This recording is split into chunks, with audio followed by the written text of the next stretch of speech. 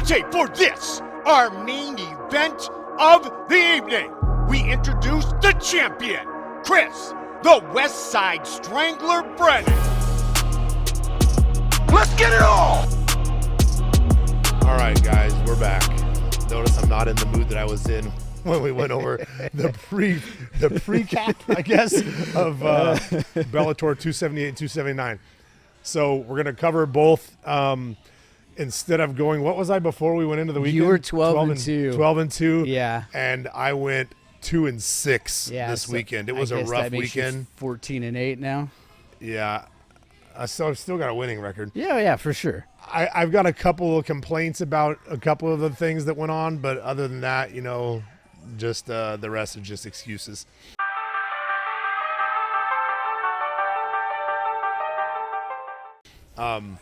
So we'll start off with JORNEL LUGO and Sabatello, right? Yeah, so we'll dive in with that. This was a unanimous decision, 30-26, 30-26, 30-26. So yeah, that does not bode well for LUGO if he's getting 10-8s unanimously. And this was one of the two fights that I really wanted, you know, the other guy to win. You know, I had a couple of personal fights that I wanted to go certain ways, but thought they would go the other. This one I thought would go, you know, to JORNEL, and hope that it would. I just don't like punks, and Sabatello, man, he is a punk. His interview, all the interviews before, his interview after, his walk back to the backstage area, like it's just every other word is the F word over and over and over and over. Like I cuss, right? But it's like it just is nonstop. It's gratuitous. Yeah, it's crazy. But he's just so arrogant, and you know, I didn't realize when we started talking about him that he wrestled for Purdue, so he's a good college wrestler, and that's what happened all night. He had good wrestling, and he had good ground and pound. JORNEL, like I said, I love that guy. He's a stud. He was undersized for sure. Like Sabatello was very big, very muscular, and just, you know, he kept getting the takedowns. He couldn't really pass or you know, get any offensive positions going other than staying where he was in guard, sometimes half guard. I think he almost mounted once but got put, like JORNEL was pretty slick on the bottom. Okay. He used some really great sweeps to get up early on, and then Sabatello kind of caught on and started shutting him down a little bit earlier, or a little bit later. So, you know, that was a bummer fight for me because, like I said, I really like that guy, and I hate when the mouth wins. And it'll be nice to see him get beat when he gets beat. I know he's only got one loss, but he's now going into the tournament, and he will face Leandro Higo. And he was calling out him while he was in the cage still, you know, when the fight was over. And so we'll see how that fight goes. You know, he wasn't great on the feet. JORNEL was landing on the feet. You know, he was doing better on the feet, and that's why he was getting taken down. Did you see, was this a coaching issue for JORNEL? No. Was it a talent issue? Like, no, well, yes, as far as the wrestling goes. Like I've said before, if a wrestler comes out and uses his wrestling, they're very hard to beat. And he's a high level, you know, he's a very good wrestler.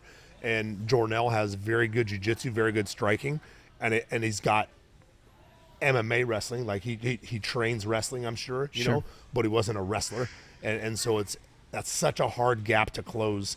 I think you can close the gap in striking a little bit easier than you can in jiu-jitsu and wrestling. And if you have a real strong wrestling background, the jiu-jitsu comes a lot quicker as well. But if you have a really strong jiu-jitsu background, the wrestling still doesn't come that fast. Wrestling was like, it's bred, you know, it's a from middle school type thing, and you get guys that are like that, and it's very hard to stop. A lot of times you have a better chance with your back against the fence. Defending takedowns from there. Like I was telling you before, like I had a couple D1 guys in our cage back in the day, and they could not take me down. With my back on the fence, they could not take me down. Out in the middle, they could take me down. Sure. You know, and they're not used to wrestling with something behind. They can run through shots, and do things. But when the fence is there, you can kind of put your butt and your back against the fence, get your legs real wide, and pull them up, push their head down. You have a lot more defense, and you can strike off of there. So sometimes you're better off being there if you weren't a wrestler than out in the middle. But again, yeah, he was just out wrestled. That's really the only thing that he had over him, but it was enough. Which round was the 10-8, and did you agree with it? Well, so yeah, I agreed with the judging, only because I'm looking at it from, I always watch fights from Luke's point of view. Okay. Or from Luke's, I'm watching Luke, right? And who would I want the judges to give You're it watching to? it from Luke's coach's point of view. Is basically from my point of view, but yes. Yeah, okay. Like I'm watching Luke fight, and would I want a 10-8 round?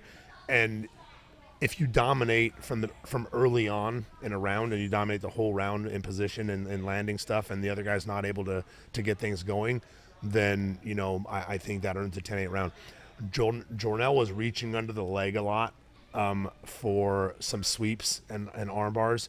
Man, it's really dangerous in MMA. It's a sport jiu-jitsu thing, but reaching under the leg, especially with a glove on, they can sit back, and then you can't get your hand back out, and they can just beat on you, And so that was something I was yelling at my TV, like, "Don't reach on the leg, don't reach on the leg," And it worked for him early on, which is it leads to trying it again, and trying again, and then it started getting shut down, and then he started using it against him, and it just kind of the learning curve for Sabatello was fairly quick, and so there were 2 rounds I thought that possibly could have been 10-8s, and I guess they only gave him one of the rounds 10-8. I'm not sure which one it was, but there were 2 rounds. It might have been 2 and 3 that could have been 10-8 rounds.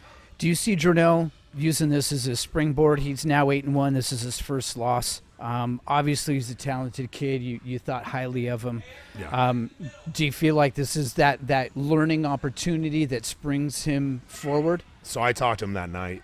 Okay. And he 100%, wants to fight from a little more wrestling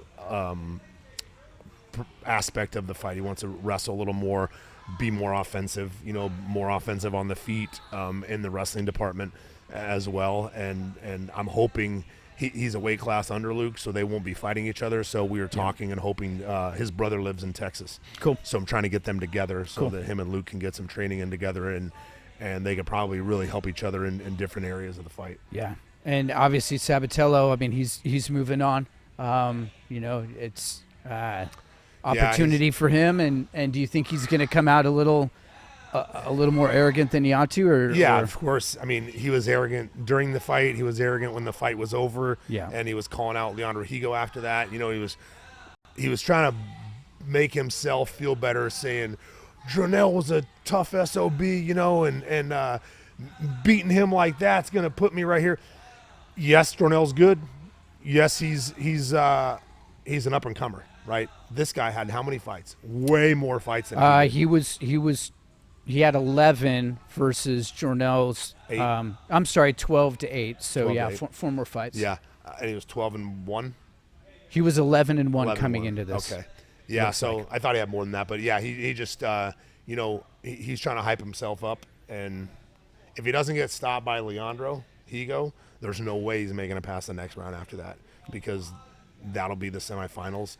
And actually, I'm not sure how they're doing the guys that fought into the tournament. I think the next round will be the first round. That's yeah. So yeah, if he gets past him, he won't even make it out of the quarters. But I don't know that he gets past Leandro Higo.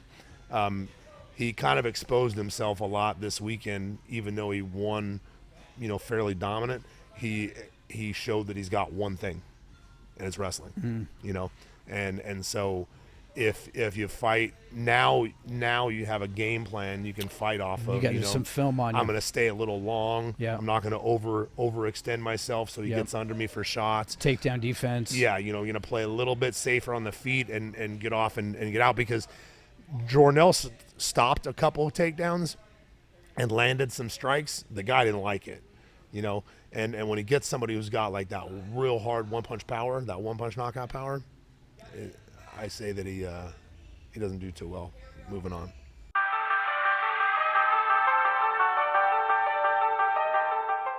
Moving on to the next fight, Barzola and Mikhailov.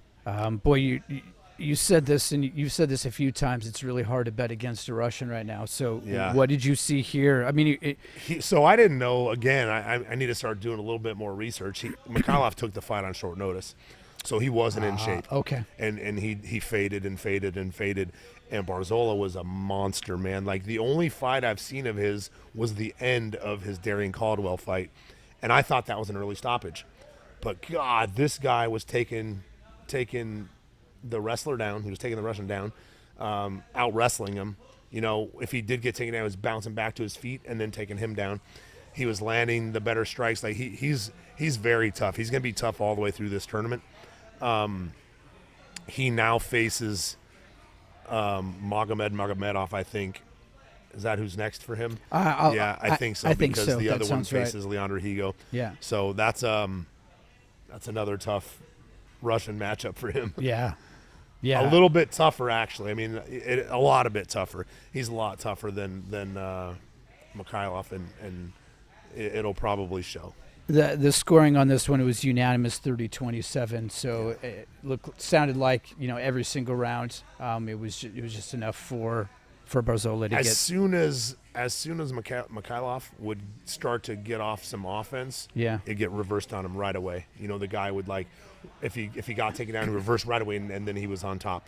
You know, he was very good, had a game plan, and again, I don't know that they got to see much video of Barzola because they took the fight on 2 weeks or less notice. Looking at Mikhailov, did he look? Could you tell that he had taken it on short notice? I mean, did it show just from the eye test watching? Cardio-wise, yeah. Like, okay, he gassed quick. Cardio-wise, yeah. Okay. Yeah, for sure. Okay. I mean, it sounds like pretty straightforward. Any other thoughts on? Yeah, either no, one it of was them? again. I didn't know he took it on short notice, and Barzola surprised me with his skill level. He's very good, man. He's going to be good fighting anybody, and I hadn't seen him in Bellator at all until the Darian Caldwell fight. This one, when you looked at the odds, it was pretty close to a pick'em, so you weren't alone in thinking that the Russian was going to come in. Yeah. That shows a lot, that even on 2 weeks' notice, it was almost a pick'em fight. That says a lot about what people think of Nikita. So, yeah, I mean, there's Fedor's camp. Those guys are all fight out of Fedor's camp. They're So generally ready to go, sounds like. One of them's the champ now at 205. Yeah. And then the one's fighting Bader for the heavyweight title coming up here. And then they've got another guy who is one fight away from fighting for the 85 title, all out of Fedor's camp. Sounds like that's where you want to be, man. Yeah, that's a tough group of guys. Tough place to be.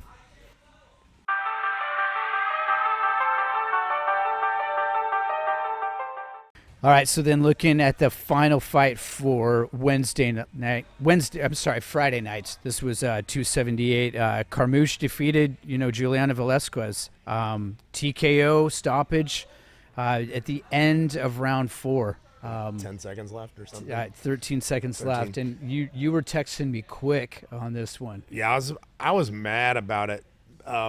And remember, if you go back to the last podcast, I thought it would be awesome if Liz won. You did. I remember. I thought it'd be great if she got the belt, and because she's paid her dues and had been in the UFC, and you're like, gosh, she hadn't got it there. It'd be really cool to see it. I don't see it happening, but it'd be really cool fought for her. The belt in UFC against Ronda. Yeah. And so I am stoked for her.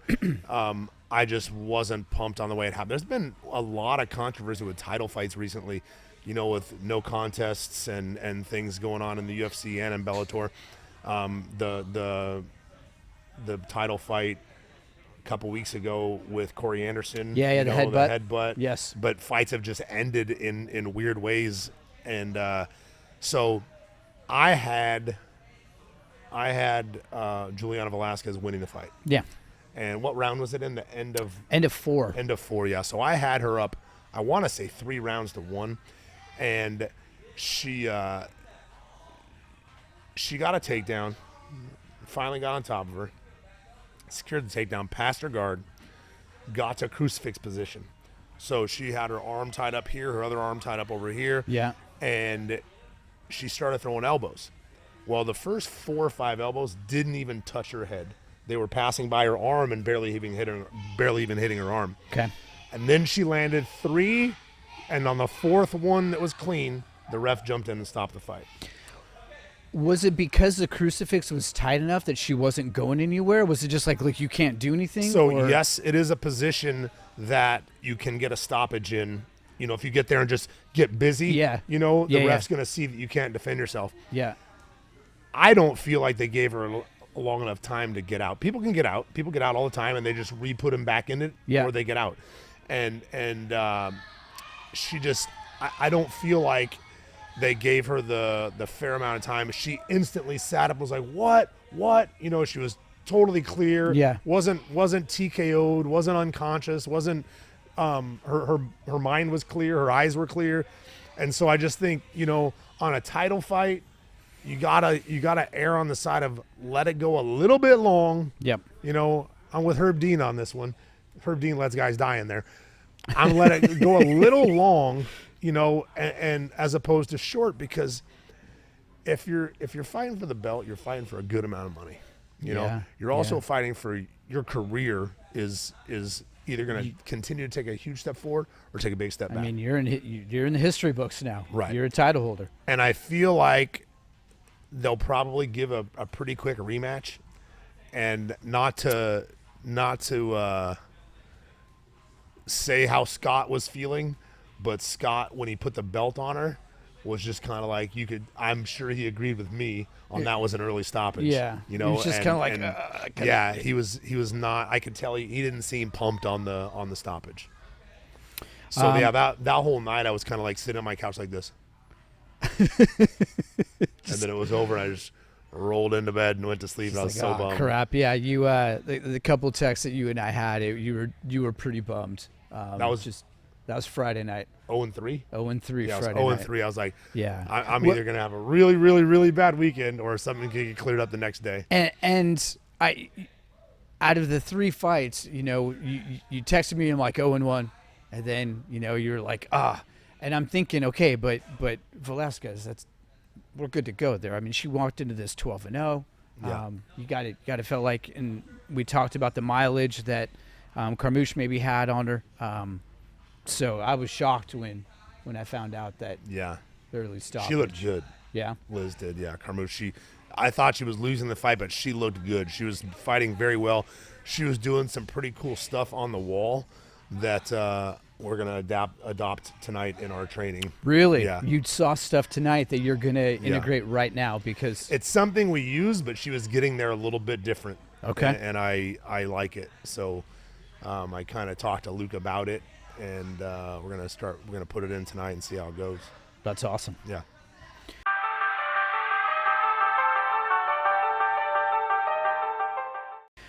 All right, well, let's transition then to Saturday nights. You picked one of the undercards. Bellator 279. Yeah, and I'm trying to find where the undercard is right here. Kai so Kamaka Kai and Kamaka, Justin Gonzalez. Yes, that's right. So what'd you see there? And you were really, this was, you did get this right. You wanted Kai. You love the family. You talked about the stories, but you just saw Justin really pulling ahead on this. Yeah. So Kai actually looked really good. You know, he made it a very close fight. I believe it was a split decision. Let me see if I can pull that up. And Justin's a stud, man. I think he was losing early on, and then found his jab, and then started cracking with his jab, and was landing it clean a lot. His wrestling was good. Kai's wrestling's good too. They kind of canceled each other out, you know, a little bit. But then Justin started using a bit of his wrestling with his striking, and landing some good stuff. And he was, like I said, going into the weekend, he was going to be very tough. You know, he's got a great record. He's the guy that cornered Luke's last guy. It's his training partner. Yep. Ben Lugo, and so I knew it was going to be a hard fight, and I thought he would come out on top even a little more, but Kai surprised me. Kai was in it, and you know, had a smart game plan and fought really well. It was a close fight. What do you see? Anything that you know Kai? If you were going to tell him something, what would you tell him? Man, so Kai, like I said before, he's an NAIA national champ in wrestling, maybe 2 times, but 1 for sure. And I think they don't need to wrestle more. You know, this weekend, Ray Cooper, his brother. Ray Cooper's the one that won PFL twice. That's my friend. Yep. His brother made his Bellator debut. He was 1-0, and the guy that he fought made his pro debut, and Cooper was beating him, took a shot, got guillotined, and lost.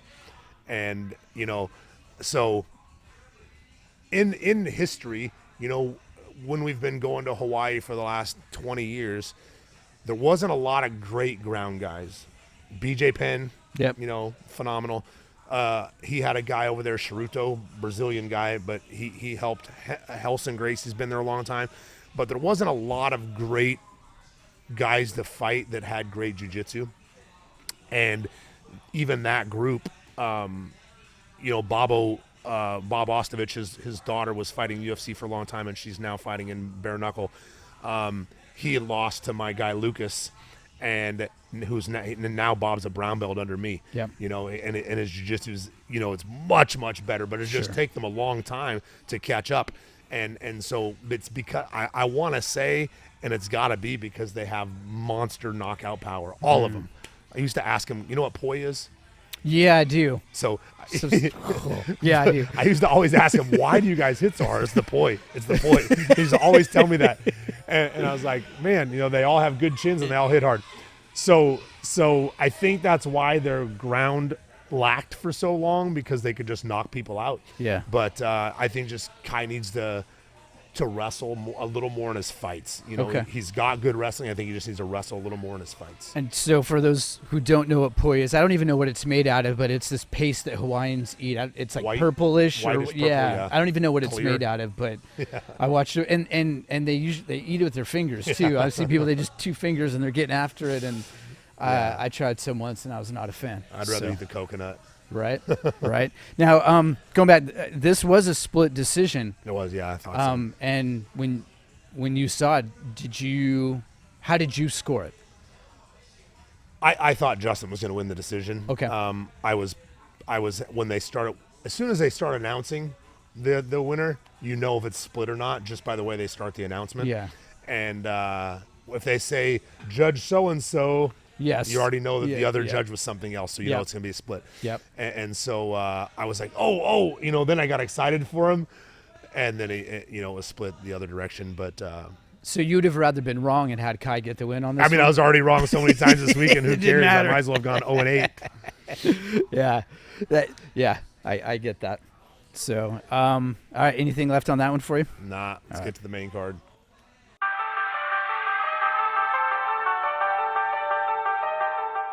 The first one that you talked about on the main card was Patchy Mix and Horiguchi. This was a unanimous decision, 48-47 across for Patchy. I think you really liked Horiguchi in this. I remember you saying both of them were tough fighters. You liked them both. I think Horiguchi had the better resume that you liked. He was already a 2-time champion. It was going in 29-5. Yeah. So what happened? Patchy was 17 or something and 1. Let me see if I can pull that up really quick. Take me just a second. I kind of wanted Patchy to win. I like him. He's real good. Horiguchi, I wanted to win only for the fact that I wanted him to get another shot at Sergio Pettis because he got knocked out late in the fight that he was winning. Oh. And so, but he's already had it twice. When that fight started, I looked at the clock, and within 30 seconds, Patchy Mix was on his back, standing against the fence with a body triangle around his waist. And I was like, oh man, this is going to be a quick night. and he took his back repeatedly through that fight. Did you say it was split? It was split. It was. Wait. Oh, no, wait. No, it was 30-27. So okay. I'm sorry. 29-28. This went 5 rounds. They're calling it 48-47. Right, Did it go 5 rounds? Yeah, Is that right? yeah, So no, it of was unanimous 48-47. So he lost 2 rounds though. So that's a 3 rounds to Patchy, 2 rounds to Horiguchi. Yep. Horiguchi started finding his groove late, but he had been taken down numerous times, had his back taken numerous times, and Patchy's really good on the back, real good at guillotines and rear naked chokes, and he spent a lot of time there and didn't get the choke. Was that Sterling, the human backpack? Is that kind of what? Same type of thing. Had the body triangle. Horiguchi would switch sides. He'd switch sides with the triangle so that he couldn't, put his foot on it and get his hip into to escape. So that's a win position. If you get someone's back and lock the body triangle, you can hang out there and win the round. You know what I mean? Yeah. If you get there 30 seconds into the fight, and you body triangle him, that round is yours to lose. Yeah, sure. If you give up that position, that's on you. But you've got such a dominant spot, and it's got to be the hardest position to escape in a fight. Okay. They're in the most dominant position. They're on your back. You can't punch them, so they're safe, 100% safe. You can go like this, but but you're not no power. They have a body triangle that's taking the wind away from you. Yep. And it's the shape. It's cutting your body in half. Like you can't breathe. You can't turn. And it completely eliminates kicks and knees. I mean, everything. And you just can't turn inside it. Yeah. If he's got his hooks in and you start to get your body like this, you can spin inside that. But if he's here locked on your torso, you can't turn in that. Yeah. And so if people get there and lock that on, they're winning that round. What does that do to the backpack? I mean, you've always talked about the dude wearing it, but the guy who's on your back, does he walk out of that round feeling fresh? Like, his legs are tired. Okay. But we talked about that this weekend, me and the fighters here. If it's a position that you're in all the time in training, you're good to go. Yeah. Okay. You're going to have that lactic acid threshold way out there. Yep. And not run into that. If you're standing and you're on their back with that, it takes a little more because your body's you have the body triangle, then your leg is laced underneath their calf. Yeah. And that's what's holding you up. Okay. And Horiguchi was doing a good job at pushing his knee down while they were standing, trying to get him to slide down. And again, he got out a couple times, I think, but it was just, we were wondering, are they going to give those rounds 10-8 rounds? Because if they were, there was no coming back for Horiguchi. If they gave one of them a 10-8 round, he would have to win 2 rounds just to get a draw. And I thought, since he got on there so early, I thought it would be some 10-8 rounds, and I thought he was going to win a little more clear. But still, all the judges at least gave the winner. So Patchy advances now. Do you see him going deep in this? I mean, this is part of the Grand Prix. This is one of the fights. Do you like Patchy? It's so hard to say because one of my favorite fights in Bellator is Patchy Mix and Juan ARCHULETA. Yeah. And we'll get to Juan, but Juan lost, Patchy won. So Patchy's moving on. Juan's out. Okay. First round, he's out. And he's out of a fight he was winning. He was winning the fight, and we'll get to it. Yeah. I was bummed.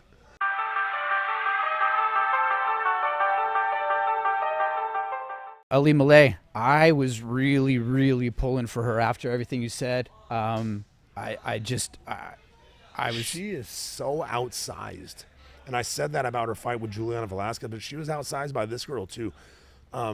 She's just not as big as these girls are. So I mean, they're both 5'5". So what are you seeing? Is more it muscle. Just body construction? Yeah, more muscle. That girl was built, and she wasn't great.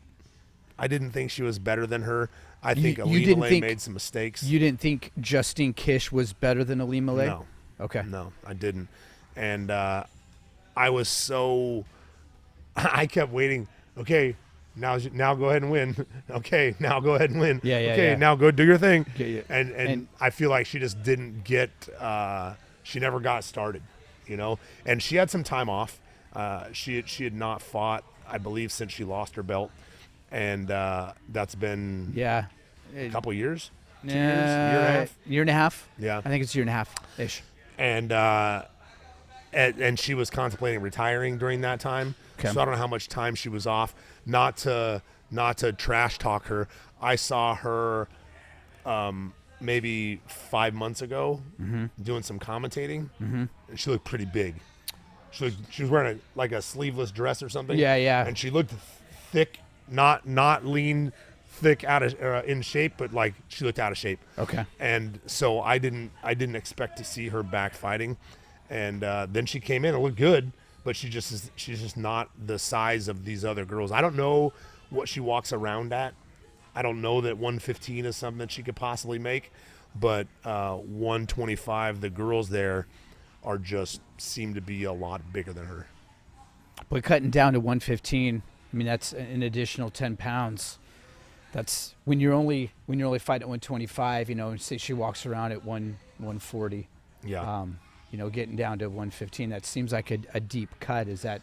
I mean, it is. It just depends what she walks at, because like Darian Caldwell and a few other guys were in the featherweight tournament, you know, fighting at 45, and then as soon as it was over, they dropped back down to 35 to fight in their regular weight class.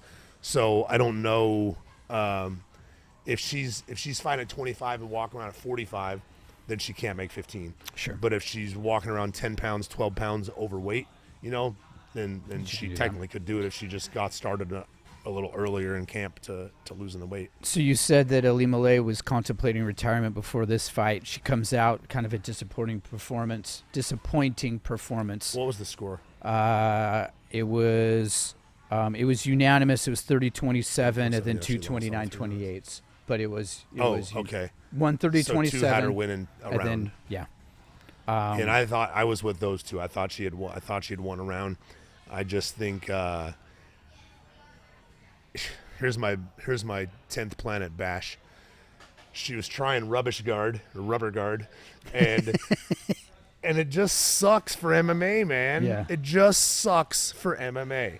And Tony Ferguson tried it on Kevin Lee. Kevin Lee just bulldozed through his guard and mounted him. He ended up losing the fight, but that position is it's garbage in an MMA fight. And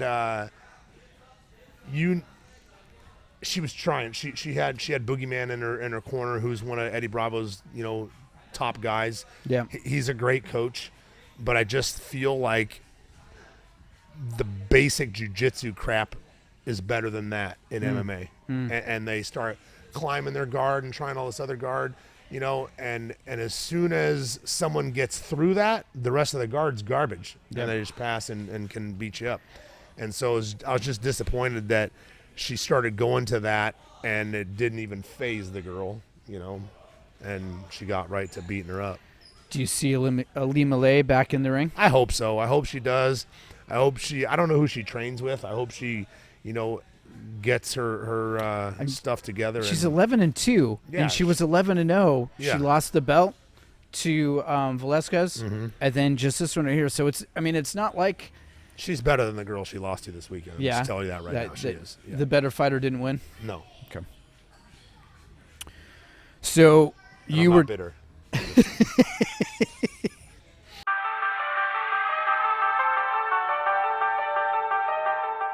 So you already teased this one. Let's talk about Juan Archuleta and Rafion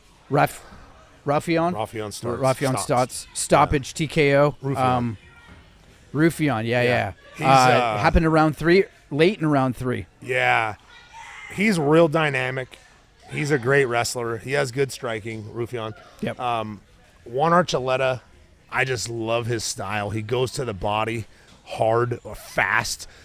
He landed great shots. He was getting out wrestled by Stotts, but then he would reverse and take and wrestle Stotts. And I didn't even know that he also wrestled at Purdue. Rufion did? No.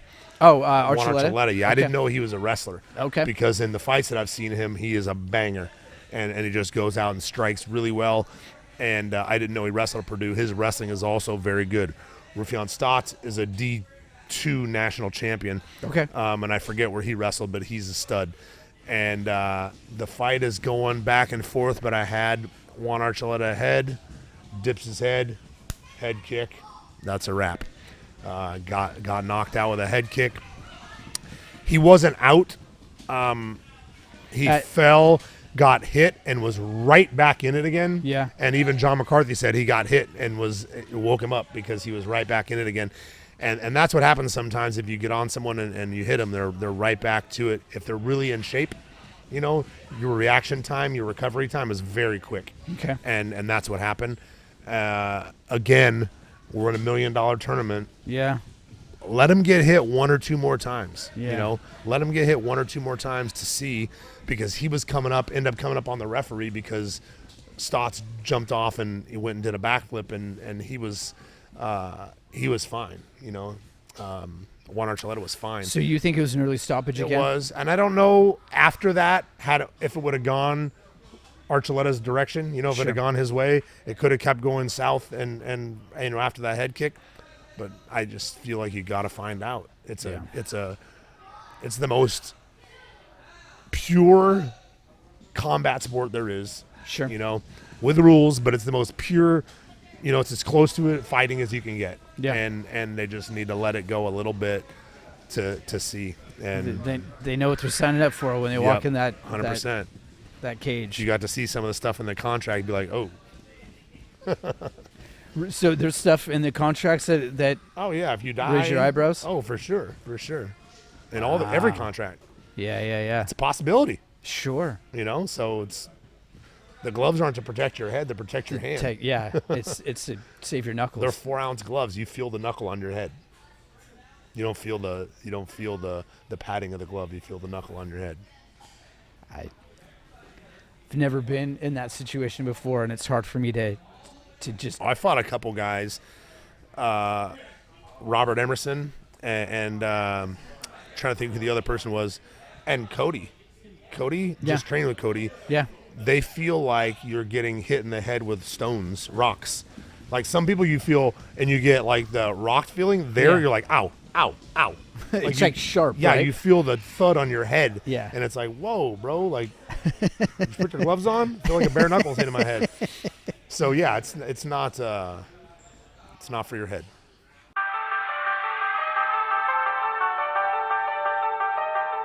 So we're going to wrap it up with probably the easiest call of the night.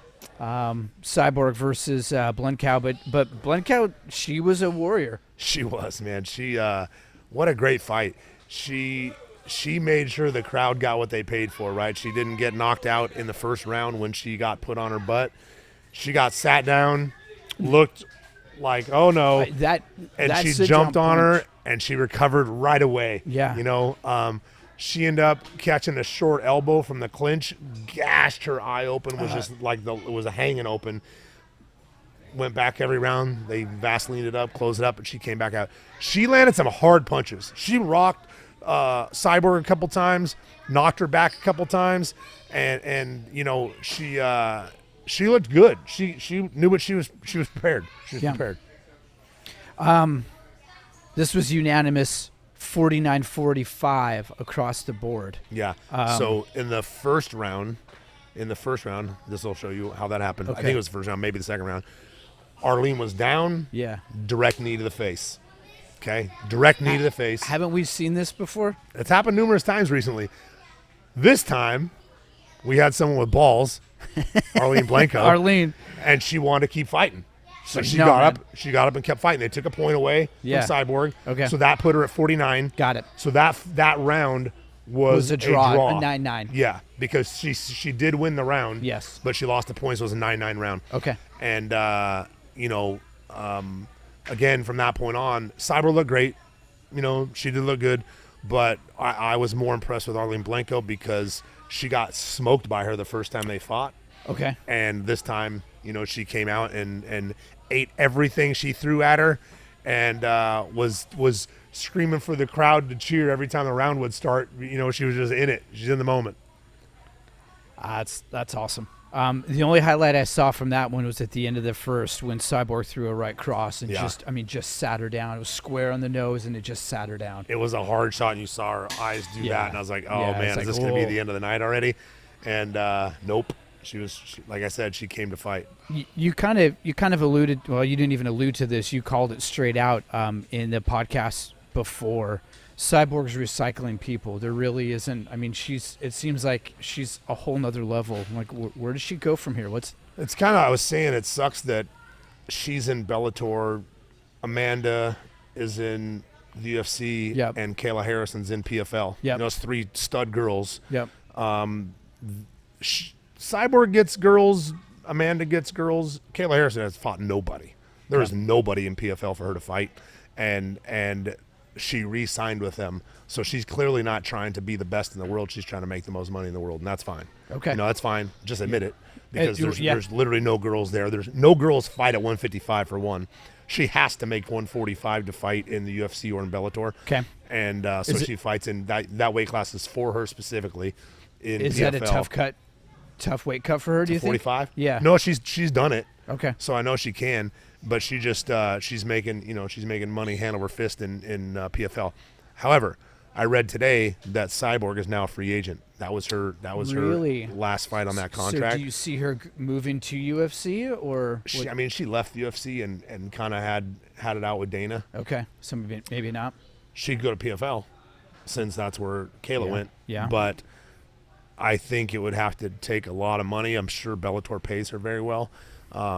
And she's a champ. She's one of the biggest draws in Bellator, no right? question, I mean, no that's question. That's the name in Bellator right now. For the women, by far. Sure. For the guys, there's a handful of good guys, AJ and Pitbull and Ryan Bader. Okay. There's popular guys, but yeah, Cyborg is the most popular female fighter name, I believe, even over Amanda.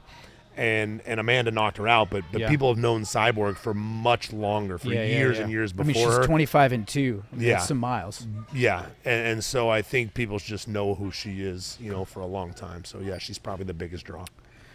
Well, we talked a little bit before we even started the podcast that, it doesn't really matter what the rankings are. The reason why you have the fights is because you just don't know what's going to happen. Yep. And it was a tough night for the Brennan podcast. Are you making excuses for me? No, sir. Appreciate it. But it feels like, I mean, that's what, if it was always going to be just the higher ranked opponent's going to win, then nobody would watch it because it wouldn't be exciting. Right. So as tough as it was, and I know you felt kind of gut punched about the whole thing. Like that's part of what this is. I probably would have had more fun watching the fights had I not done the podcast first. Oh, no doubt you would have, because it would have been like, whoa, totally, it I would have enjoyed the fights more, but I was just like, can he win still? Is it possible? Right. So we'll see. So what do we have next? What's coming up for us next? Do we have anything? I mean, I've got some important people coming to town over the next couple of weeks. Yep. So we're gonna bust out some really cool podcasts this week. Russ Mira, who's one of my black belts, he's a EBI finalist. He went to ADCC with me in 2005. He is 9-1 or 10-1 as an MMA fighter. Just a wizard mind as well. He's like, I call him Master Splinter from the Ninja Turtles, but he's amazing dude, and we'll probably blow some minds when we get on here and start talking jiu-jitsu. And that'll be on this weekend. And then the following week, I've got Rory McDonald coming here to get ready. He's going to be here the 1st through the 5th. He fights on the 6th in the PFL here in Dallas. So him and John Donaher and Faraz Zahabi will be here during the day working for Rory. And I'm going to have Rory on the podcast. Rory's a guy I've known him since he's like 14 years old. He's a black belt under Dave Lee, who was one of my black belts.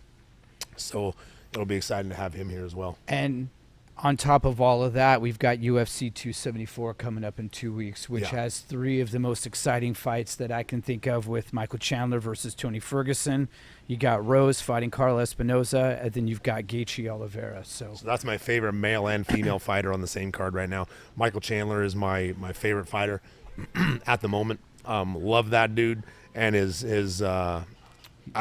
I hope he wrestles a little more. Yeah, and he said he's going to. He's on a 2-fight losing streak right now. He said, and he's one of the most popular fighters in the UFC right now because of it. Yeah. But he said wins matter, Yeah. And so, I think he's going to fight a little smarter. Rose is my, my next one. And those are two people who I would really love to get on here. Yeah.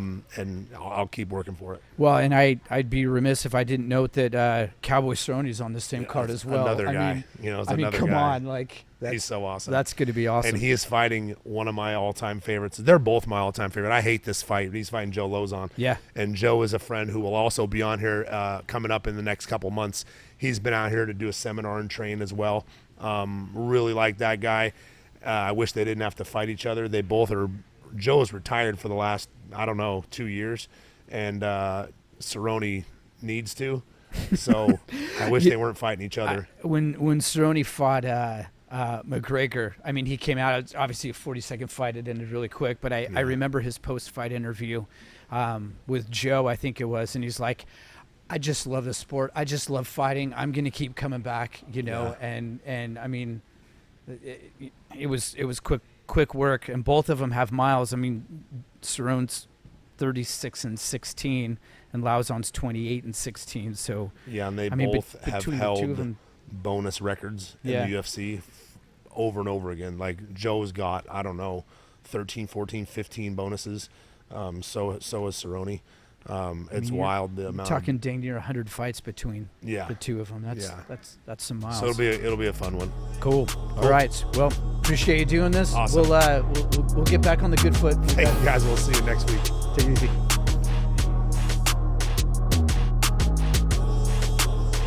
It is all over, just like that.